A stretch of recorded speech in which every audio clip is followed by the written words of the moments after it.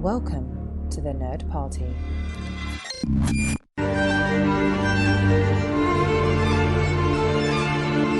Hello and welcome to the A24 project here on the Nerd Party Network. We make our way through the A24 filmography, and along the way we bring you interviews with the talent involved in front of and behind the camera. Dallas King as ever joins me, and we're about to begin a run of 3 weeks of A24 film reviews. So Dallas, after a very quiet year, we finally seem to be sort of close to getting all caught up. Yeah, I know, it's exciting. Yeah, just a string of films to review, and then probably inevitably a little bit of a lull as we find ourselves complaining that we've now caught up with everything and we need more. But it looks like, yeah, because annoyingly I'm not going to be virtually at South by Southwest this year. We're focusing sadly on an in-person festival, which is, they're right. But it does mean I'm missing out on, I think it's between 3 and 4 virtual premieres. So everything, everywhere, all at once. X and Bodies, I think are all playing, and I think there might be one more. So yeah, it's a shame I'm going to be missing out on those ones. But it means that I won't be gloating about it for several months while you wait to see those. Inevitably, it's something like Fright Fest or London Film Festival by the time they come around. So kind of looking ahead, we might get caught up very shortly, but we've got sort of some new films on the horizon to look forward to. And one film that's been announced this week is a new film called Fucking Identical Twins. So it's A24's first musical movie, and it's going to star Nathan Lane, Megan McCulley, Megan Thee Stallion, and Bowen Yang.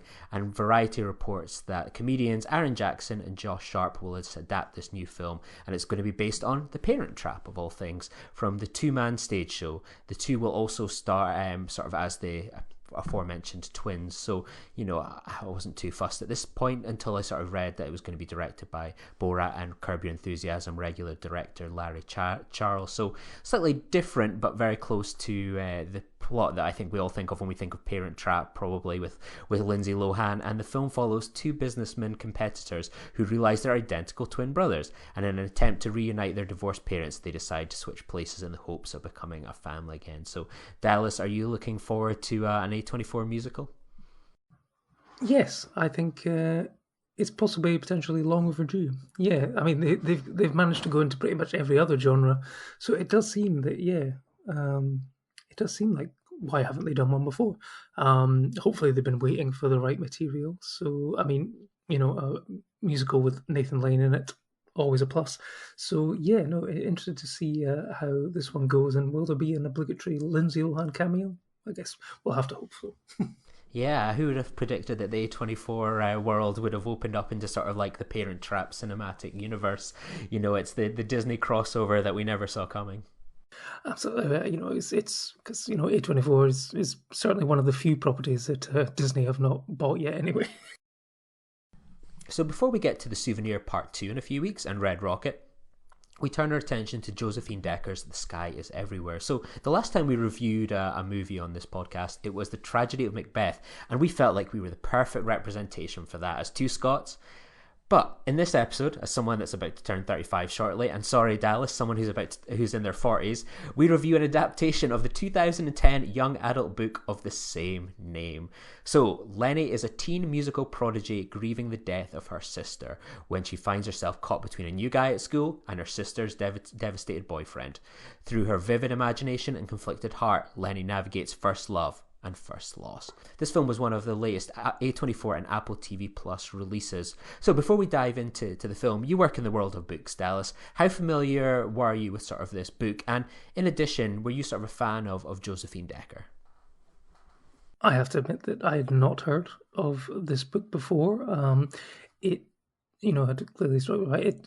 I'm not sure if it had broken out maybe in the UK as maybe the same way as it done in the US. It certainly wasn't on my radar as, like the faults in our stars or anything like that. So I wasn't familiar with the material. Josephine Decker, however, I'm a fan of. Enjoyed Madeline, and there was a lot to admire in Shirley, starring Elizabeth Moss. So yeah, no, I mean, when you said, this one, I think snuck up on me actually almost out of nowhere. It was like, I think I got a message from you saying this one's dropping on Apple TV this weekend. Do you want to review it? And I went, oh, right, okay, yeah, sure. And Yeah, so yeah, managed to thank you for the login to your account for a couple of hours. I know you did get a surprise when you got a security alert, but yeah, thank you for letting me log in for a couple of hours.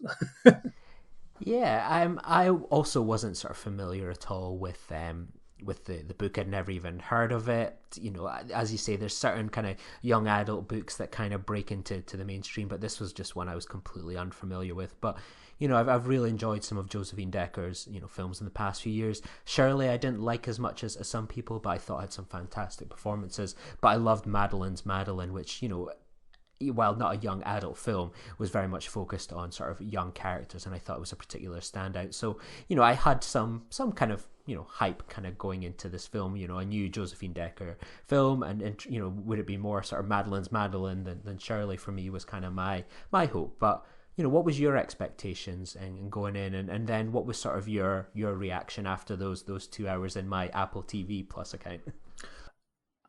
Because it sort of had come out of nowhere. I didn't even watch the trailer before sort of logging in, and I think I knew a little bit about. I think I'd maybe read the synopsis, but that was about it.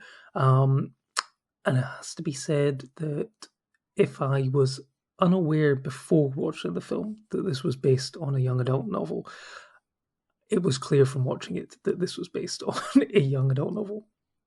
It was potentially almost the most young adult novel you could come up with if someone asked you to make a movie based on the ideas of young adult novels.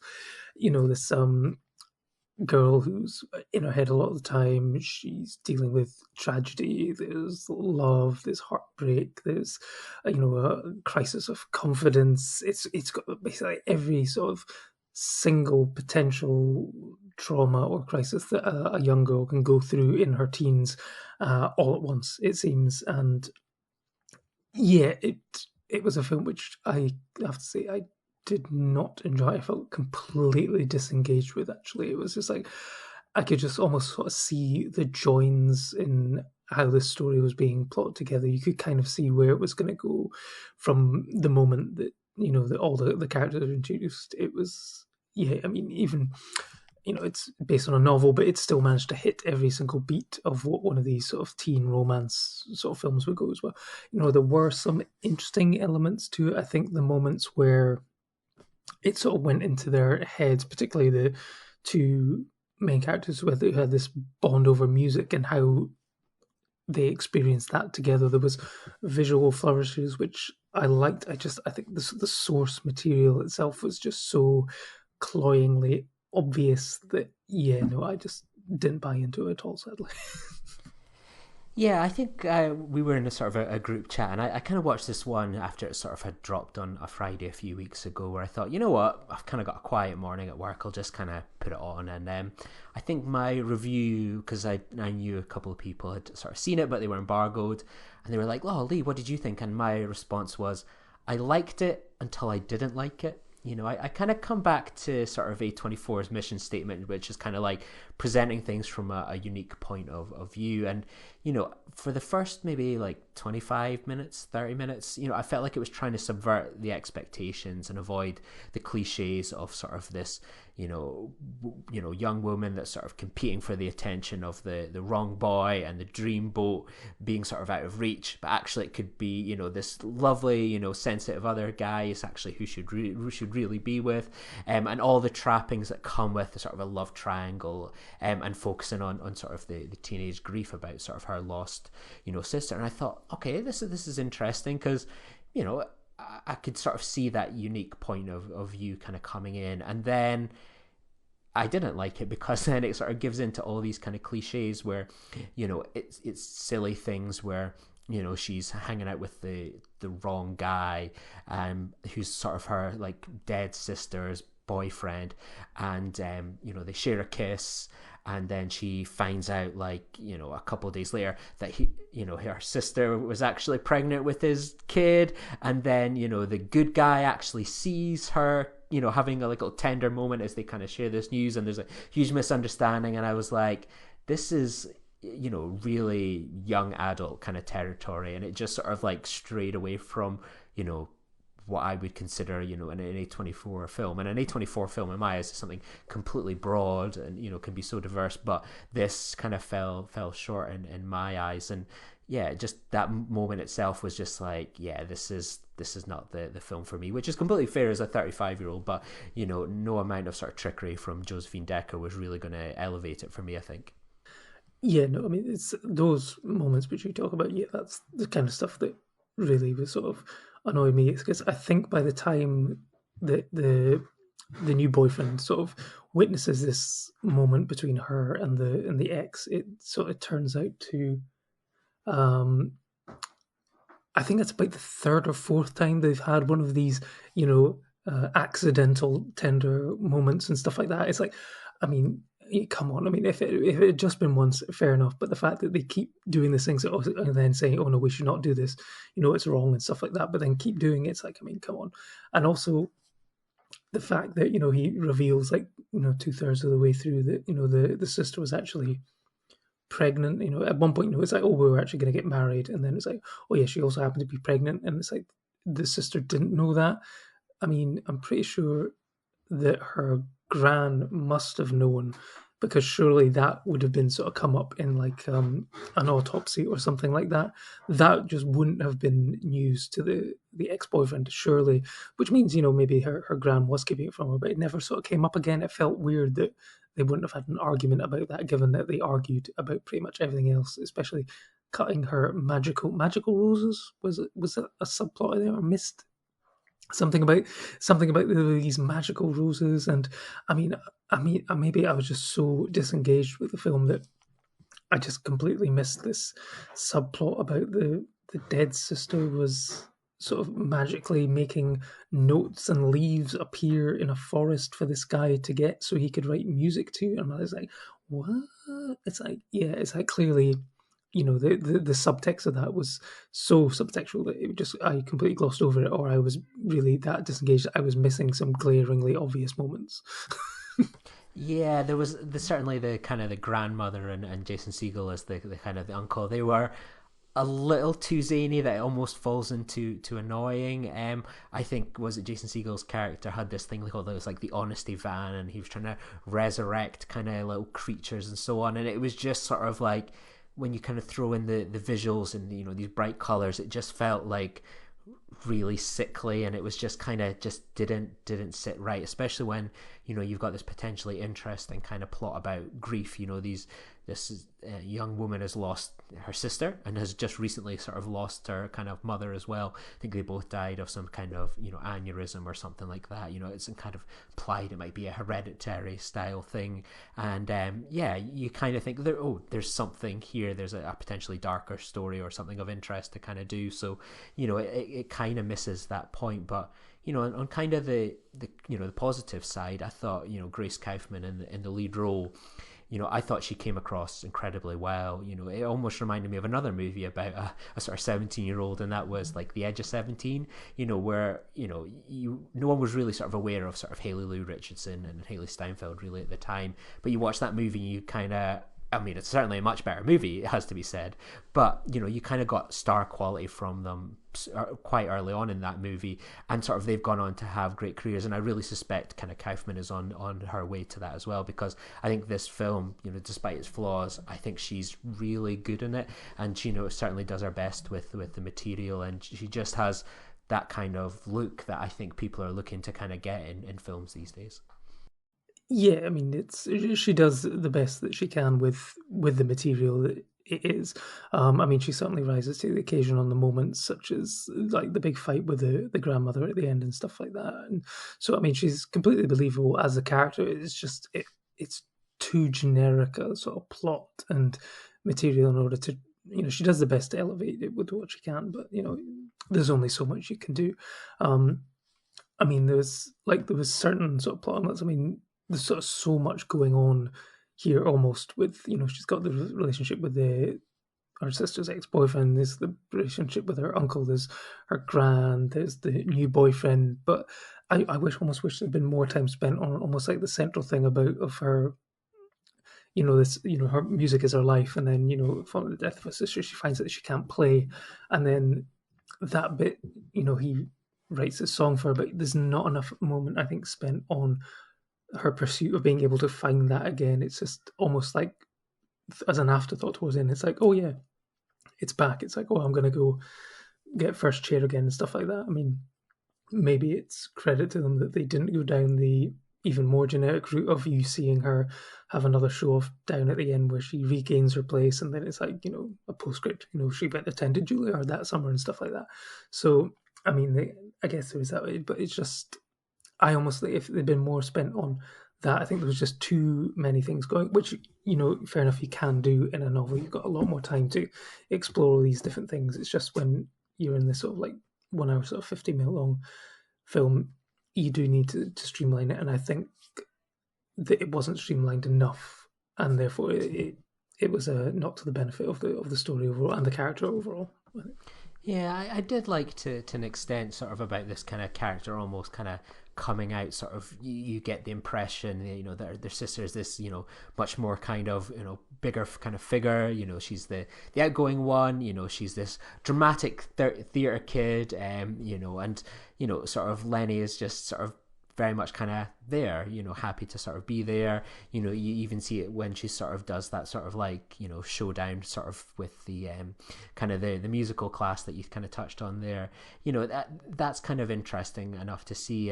But it's just, I think the whole thing really was just a disaster with sort of these indulging kind of the love plots that just brought absolutely kind of nothing new, and detracted from a type of film that I think would be really good. I think of a great and very underrated film a few years ago, A Monster Calls, where it was all about dealing with that child, that young grief, that first loss.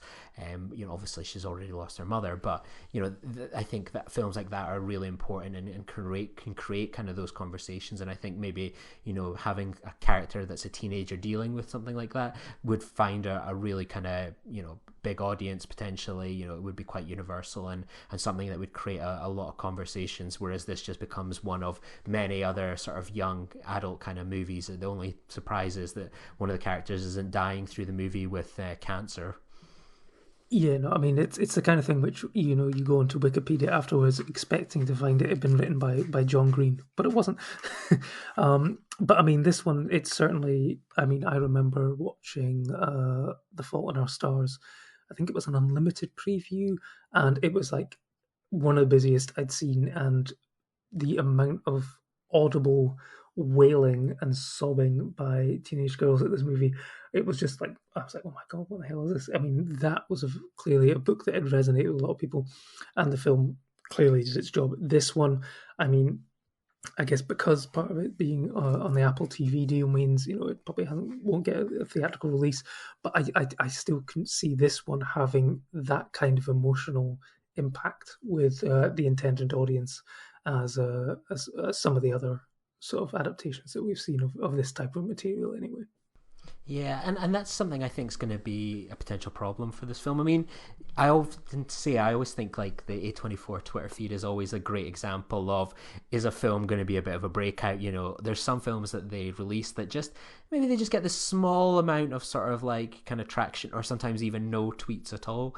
This one seemed to just get a kind of pretty limited one of like, it's now on Apple TV. Here's some reviews from Variety, etc. So, it kind of felt like, this one is sort of falling kind of under a little bit. And, to be honest, I don't think many teens have access to sort of Apple TV Plus.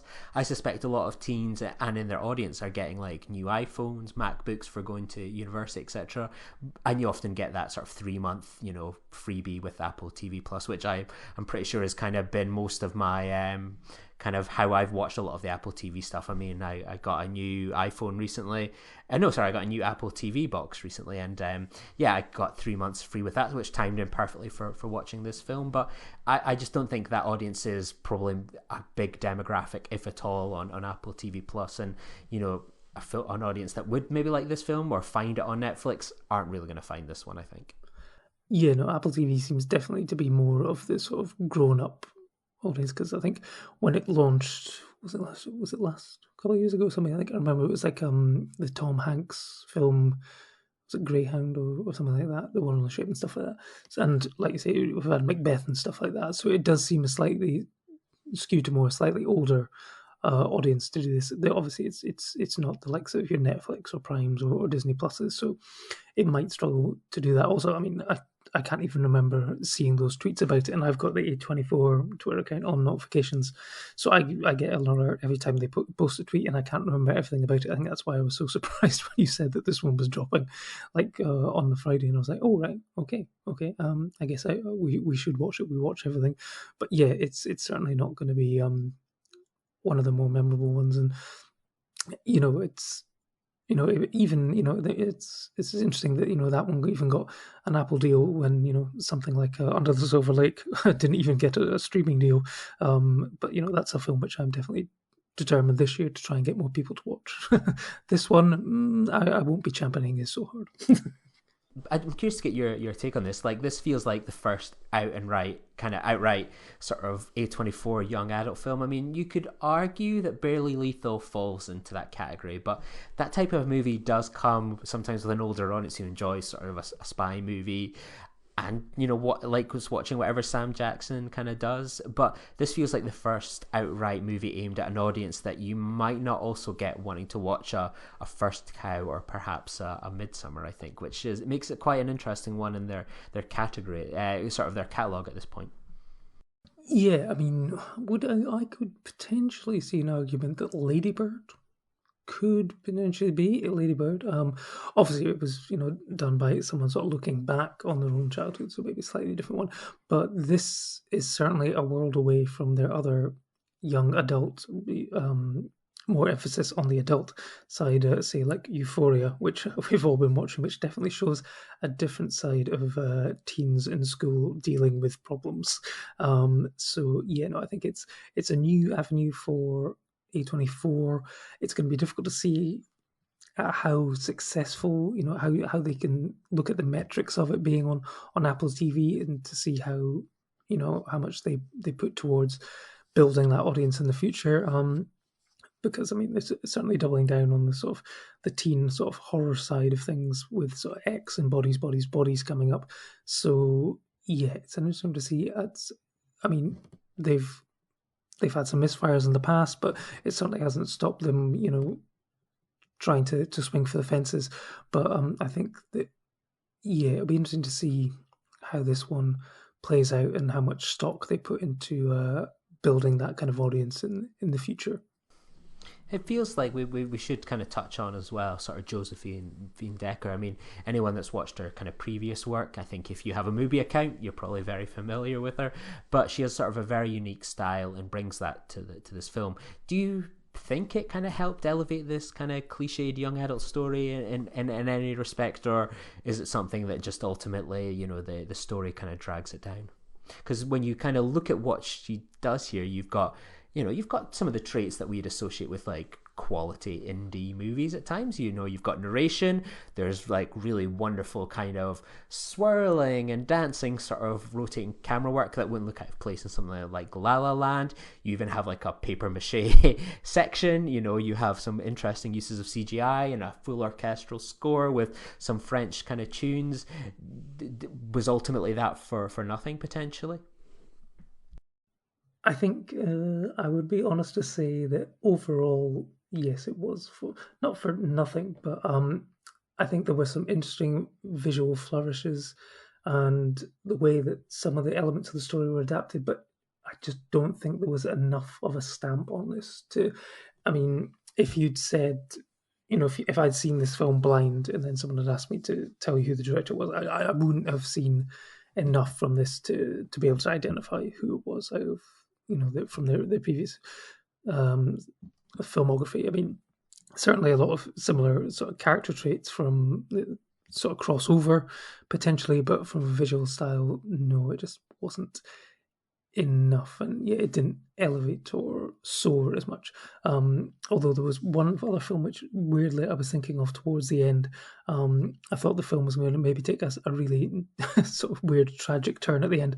Did you ever see the film? Was it is it Enduring Love, or the one with Daniel Craig and the balloon? Yeah, with a hot air balloon. Well, the Yeah, hot it's air like balloon where a the sort of guys gay are love trying story. to Yeah. stop this balloon going up in the air, and when the guy's like, the kid jumps on it at the end and is like hanging on. It's like, I was just thinking, is this going to go so high that he then falls off and like then breaks his legs or something on the ground? I was like, that'd be quite an interesting dramatic turn for the end, but no, it ended on a slightly lighter note. Yeah, I mean, I'd forgotten about that little moment, but I think that was the moment I officially checked out of the movie. Like, that was like the last cliche that it sort of had to vault of, like, you know, oh, he's turning up late, but just enough time that he can kind of get in there, and, you know, there's her and her sort of zany weed smoking uncle, you know, all kind of in this hot air balloon. It was just that moment of like, Yeah, the Jason Segel part, that was a part which I don't think really needed to be in that film at all. I think most of that stuff probably could have been written into the grandmother as well, and yeah, so I just didn't understand the point of him in the plot. so what we're trying to say is that this film would have been vastly improved by removing all male characters from the film. Would that be a better movie, do you think? Maybe not all of them, but yeah, uh, there wasn't much. Definitely not Jason Segel. I mean, I think you would either have had potential to have either one, like, just purely focus on the potential, damaging relationship with your sister's ex, or a new person who's helping you re-find your voice. Doing the two of them just sets it up for, as we found out, played out exactly as everyone thought. She accidentally snogs one, the other one finds out at the end of Act 2, they then break up, and then she spends the next part of Act 3 trying to get them back together with grand gestures before you've got that mad dash towards an air balloon. It was just too predictable. So I think, yeah, one or the other, and you could have had potentially a really interesting drama by having two in the standard sort of fight for love. It just becomes far too cliche. It'll be interesting to kind of think about it. We'll touch on it in a few weeks' time. You know, obviously the end of season 2 of Euphoria. We're like 2 episodes away at this point from the finale, so we're gonna keep our powder dry till then. But it is interesting, kind of watching 2 very different takes on, you know, material that could be a bit cliche about, you know, affairs and, you know, people getting with the wrong guy and love triangles, etc. You know, it's a genre that's been done to death, but I somehow find myself enjoying it more on sort of Euphoria than I do kind of a film like this. It just feels like that's more to my taste than perhaps you know, something like this, which is just a little too sickly sweet, I think, for me. I think, having spent many years growing up on reality television with like Big Brother, or seeing stuff like The Real Housewives or whatever and stuff like that, Euphoria seems more accurate in how certain people would react to finding out that they've been cheated on by their best friend and their boyfriend. Yeah, most definitely. So, you know, we've got, as we mentioned, we've sort of got an interesting kind of couple of weeks coming up. You know, we'll be a bit back to back, but, you know, we're going to have sort of A24's first sequel next week, you know, The Souvenir Part 2. We'll have our second movie from Sean Barker that will be kind of coming out, Red Rocket, and then sort of on top of that we'll have the second season of Euphoria not long after that. So it's going to be an interesting few weeks ahead. You know, I know that you're watching Red Rocket this evening. You've just seen sort of The Souvenir Part 2, and we're closing in on the finale of Euphoria. But, you know, which one are you most kind of looking forward to talking about in this A24 month of review madness? I think potentially Red Rocket. You've built it up. It was your film of the year last year, so there's that. Euphoria, there will be a lot of interesting stuff to discuss. I know I've seen a lot of chat on Twitter that people were becoming a bit disengaged with it, but having caught up with it over the last week, it seems to have, maybe the mid-season lull has stopped and it's starting to rise back up again, heading towards a rather explosive finale potentially. So yeah, excited to see how that one ends up as well. Yeah, it's going to be an interesting mix. I'm really, really excited to talk about Red Rocket at long last with you. I think for me, The Souvenir Part 2, I don't know your thoughts on that one. I'm just desperate to talk about that movie. I've sort of not had the chance to really talk about it in all these months, and I've rewatched it again recently. So yeah, I think it's going to be a really, you know, interesting run of 3 reviews, and I hope you'll all join us for that. So thanks everyone for listening. We've had like a really awesome past month or so of kind of podcast download numbers and such. So thanks everyone for listening, and we'll see you all over the next month. Bye.